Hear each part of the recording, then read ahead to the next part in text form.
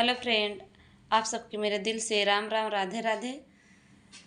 Friend, आप सबके बीच में मैं एक देवी माँ के गीत लेकर आई हूँ। मेरा गीत कैसा लगा आप सब कमेंट बॉक्स में ज़रूर बताना। अच्छा लगे तो लाइक सब्सक्राइब शेयर दोस्तों ज़रूर करना। ज़्यादा से प्रेम से बोलो जय माता की।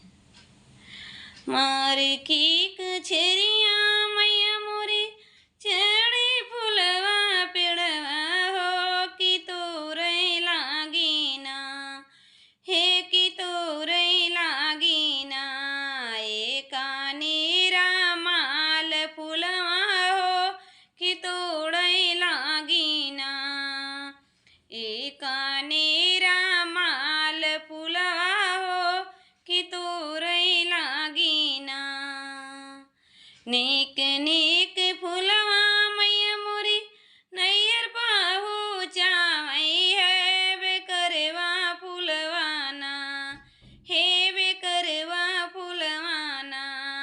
चढ़ शीतला मैया की चढ़ाई हो बेकरवा फुलवाना। मारे की कछरिया मैया मोरी चढ़े फुलवा पेड़वा हो कि तोड़े लागी ना, हे कि तोड़े लागी ना। ए कानेरा माल फुलवा हो तोड़े लागी ना। निक निक फुलवा मैया मोरी डेलारी भरामई हो बेकरवा फुलवाना, हे बेकरवा फुलवाना। मैया मोरी मैया दुर्गे मैया की चढ़ावई हो बेकरवा फुलवाना। दुर्गे मैया की चढ़ावई हो बेकरवा फुलवाना। मार के कछरिया मैया मोरी चढ़ाई फुलवा पेड़वा हो कि तोरे लागी ना। एका नीरा माल फुलवा हो तोड़े लागी ना।